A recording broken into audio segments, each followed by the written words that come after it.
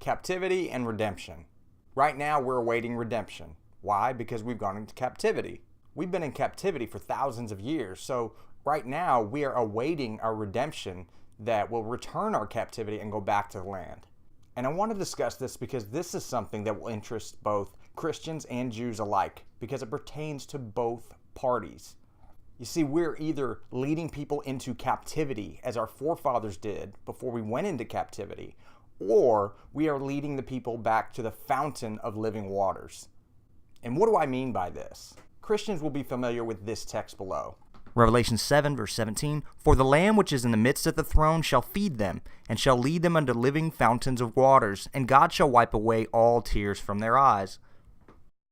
As I've mentioned before, the book of Revelation is a book that is delivered to an audience of people that are lacking the key to unlocking these parables, these dark sayings, these riddles that are built upon the understanding of the law and the prophets. This is why it keeps saying to overcome, he that overcometh, because the book, as the prophet Isaiah in chapter 28 says, this book, the true vision, is delivered to an audience, and they say that this book is sealed. I can't read it. Because he is speaking to the people of Ephraim, or today known as the church, who has taken the law and cast it away. So this book is delivered to the church, therefore, to be a testimony that these things are sealed up only because they have went away from the law and the prophets that were given beforehand. So understand what this phrase in Revelation chapter 7 is referring to. This phrase is referring to the redemption, when God will bring our captivity back to the land, and God will wipe away all the tears from our eyes. All the sorrow, all the pain that we've had to go through along this journey, God will bring us back to the land, and he will wipe away all tears from our eyes. What Revelation 7:17 is quoting is from Isaiah. Take a look. He will swallow up death in victory, and YehoVah, God, will wipe away tears from all faces, and the rebuke of his people he shall take away from off all the earth. For YehoVah hath spoken it. And it shall be said in that day, Lo, this is our God. We have waited for him, and he will save us. This is YehoVah. We have waited for him. We will be glad and rejoice in his salvation. So we can see here that the prophet Isaiah is speaking about the redemption and the return of captivity that he will bring. And when that happens, we will say those words, Lo, we have waited for our God. After Christmas ended, we waited, and God returned our captivity before our eyes. But fountains of living water? What does this mean? And who is this lamb? Why is he doing this? Before we were taken into captivity, God spoke through the hand of Jeremiah this. Jeremiah 2, verse 13, For my people have committed two evils. They have forsaken me, the fountain of living waters, and hewed them out cisterns, broken cisterns that can hold no water. Jeremiah 17, verse 13, YehoVah, the hope of Israel, all that forsake thee shall be ashamed, and they that depart from me shall be written in the earth, because they have forsaken YehoVah, the fountain of living waters. You see, this lamb, whoever he is, the Messiah, the king that God says he will raise up, and he will lead the people back to God, to the fountain of living waters, as he is proclaimed to be. And why is this? Because we have gone away from the fountain of living waters, just as when we went into captivity. Therefore, those that lead into captivity and forsake YehoVah and his laws will themselves go into captivity as well. When the Messiah comes, he will lead them back to the fountain of living waters. Ezekiel 37, verse 24, And David my servant shall be king over them, and they shall have one shepherd. They shall also walk in my judgments, and observe my statutes, and do them. So I need you to understand something. Israel has been wounded, fatally wounded. When we went into captivity, God says, our wound is incurable. Our wound is grievous.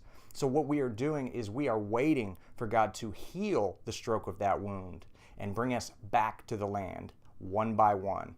We went into captivity due to a lack of knowledge. The leaders, the shepherds at the times when we were in the land of our forefathers, were not teaching the people God's laws. The prophets have veered away from it, so the people went into captivity due to a lack of knowledge, due to a lack of proper leadership. Isaiah 5, verse 13, Therefore my people are gone into captivity, because they have no knowledge, and their honorable men are famished, and their multitude dried up with thirst. So this should sound familiar. That parable I just did a video on where it discusses, I was thirsty, and you gave me no water. This is what it's referring to. The shepherds didn't feed the people with meat. They didn't tend to the flock properly, as Ezekiel 34 refers to. Therefore, the people went into captivity. And many Christians will understand this reference to what Jesus said himself, and that is, if the blind lead the blind, both shall fall into the ditch. He that leadeth into captivity shall go into captivity. If you are leading people away from God's laws and cause the people to go into captivity, you yourself will go into captivity. And so when this redemption comes, when God raises up the shepherd, he will lead them back to the fountain of living waters through obedience to his laws, his statutes, and his commandments that the people have veered away from. This is what the redemption is about. It is our obedience that will determine our redemption, and it was our disobedience that caused our captivity. Jeremiah 30, verse 16, Therefore all that devour thee shall be devoured, and all thine adversaries, every one of them, shall go into captivity. And they that spoil thee shall be a spoil, and all that prey upon thee will I give for a prey. For I will restore health unto thee, and I will heal thee of thy wounds, saith YehoVah, because they called thee an outcast, saying, This is Zion, whom no man seeketh after. So when I mentioned the fact that we were wounded, and we are awaiting our redemption, for our wound to be healed, our deadly wound to be healed. This should sound familiar to the Christian audience on this channel. Why? Because most see in Revelation 13 that one of the beast's heads is wounded. Well, you have to understand what this means. The 7 heads are the 7 churches, but only one of them had a deadly wound that was healed. That is the Church of Philadelphia, the church of brotherly love that had a perfect report. And why did they have a perfect report?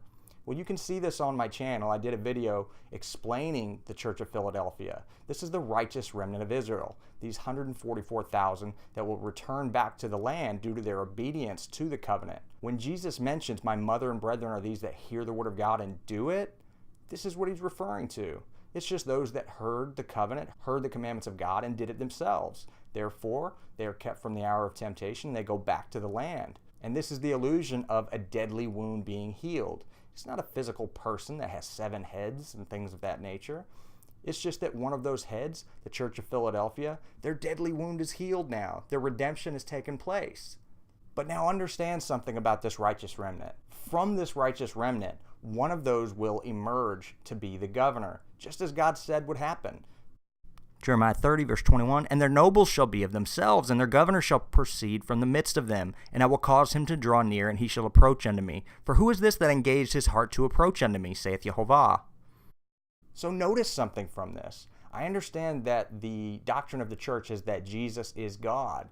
And I've explained this in the videos before and proved this to be false doctrine, because God himself says it very plainly that he is God and not man, and that it just stems from a misunderstanding the doctrines that people have heard from the past. But if you read this, you'll understand that God is clearly saying that from this righteous remnant, God will raise up one of them to be the governor over the land. So how can this be if God himself is the governor of the land of this righteous remnant that's reproaching himself? It can't happen.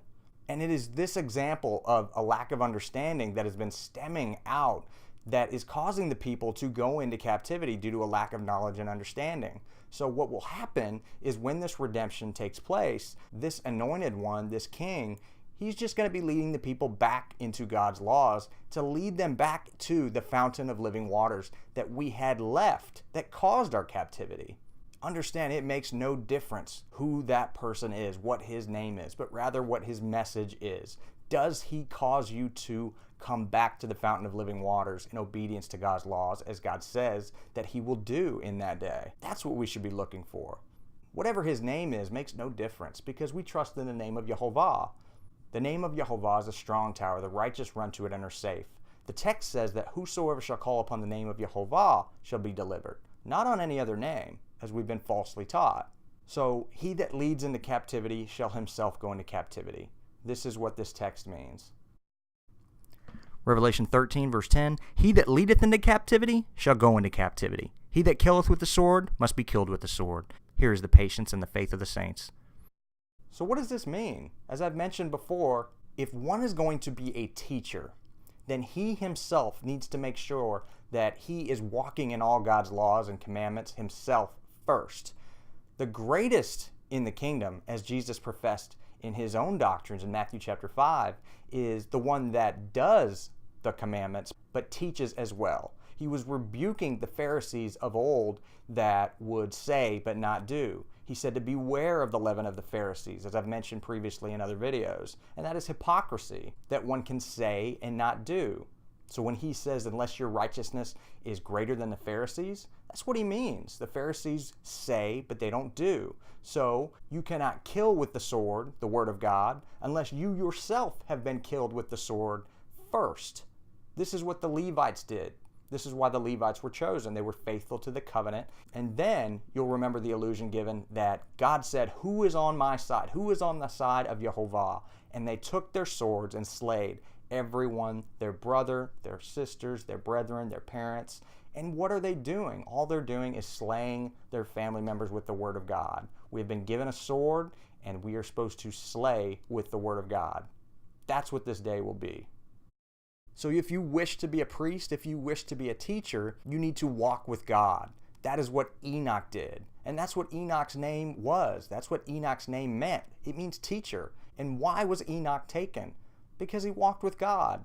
So we just need to make sure that if we are leading the people, we are leading the people back to the fountain of living waters now, rather than into captivity due to a lack of knowledge. God said himself that my people perish for a lack of knowledge, because we have rejected the laws that he gave us.